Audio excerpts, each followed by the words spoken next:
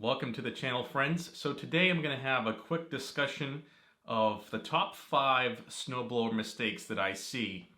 And as you can see, they're up on the board here, and I'm just going to discuss, one after another. So let's start off with number 1, and that's going to be not a big enough machine, meaning width-wise and horsepower-wise.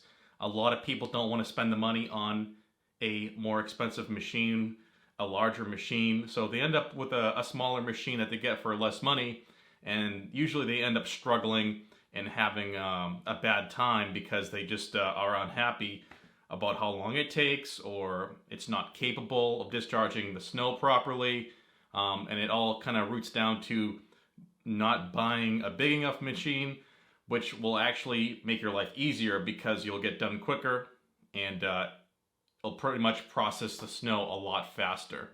So that's the number 1 mistake I see. People are stubborn and they don't want to buy a big enough machine because they just don't want to put money into it because it's just something they don't want to do to begin with, and it's just kind of a pain for them in general.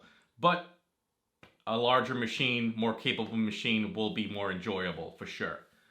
So number 2 would be not enough traction. Now this is the same kind of principle as number 1. People tend to go with wheeled machines because they think they're easier. That's not true. Tracked machines are actually very easy to use and are much more capable, and can actually do a lot more than wheeled machines. If you have any kind of inclined surface, going uphill, even if you want to go on top of your deck, tracked machines will actually be able to do that. They can drive up stairs, inclines, hills, snowbanks, whatever the case is. The actual tracked machine is going to have a lot more traction when it comes on hardened snow and ice, and overall better performing when it comes to actually moving forward and going backwards and not slipping, or just being a pain to use. Your wheeled machines will get pretty decent traction, especially with chains, but they have nowhere near as much traction as a tracked machine. So a lot of people struggle with this as well. They tend to not buy the tracked machine because they think it's a lot more complicated, and they just think it's just too much machine for them. But one good thing about tracks is that you don't have to worry about air pressure. So that's something that a lot of people overlook. But that's number 2, not enough traction. People suffer with that and they buy the wrong machine because they just don't understand their needs and what the machine can do. So moving along to number 3 would be, a lot of people tend to bog down their machine with too much snow.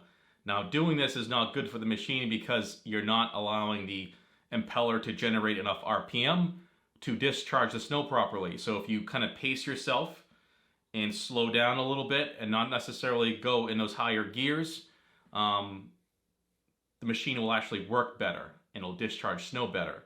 So you have to pace yourself. And I see a lot of people doing this. I had a neighbor one time that, when I lived in the city, he would bog down his errands so bad that it sounded like the machine was about to stall and just shut off. And he would just snow blow just like that the whole time, and I would just be there laughing my ass off watching this guy. Because he was just stubborn. He just wanted to get done. He didn't want to take his time and actually go a little bit slower. But that's one of the major mistakes I see people doing, is bogging down the hell out of their machine. Number 4 would be taking too little of a bite or a pass, width-wise, on each pass of the snowblower. So most snowblowers will want to operate better with more volume of snow being taken into the bucket or the auger housing. That way it can actually move everything around and kind of clear its throat and have a smooth flow of discharge.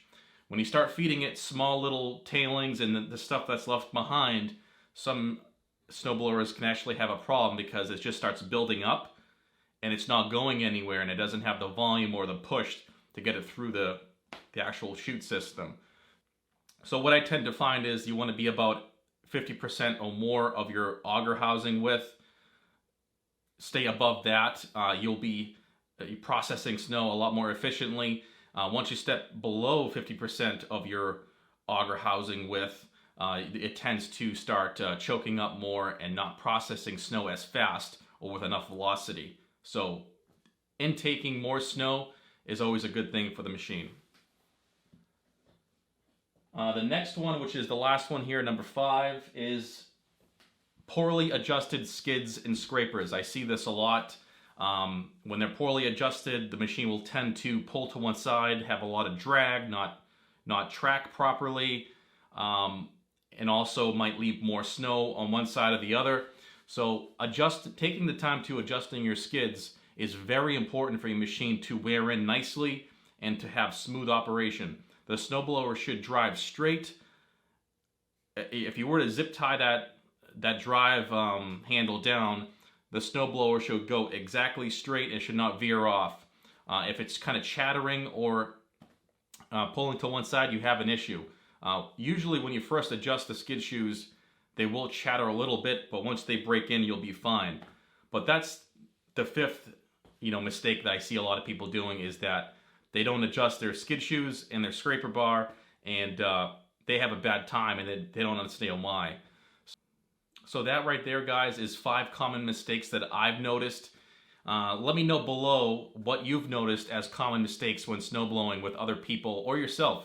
So that's going to be it for the video, guys. I really hope you enjoyed this video. And if you have any questions or comments, please place them right down below.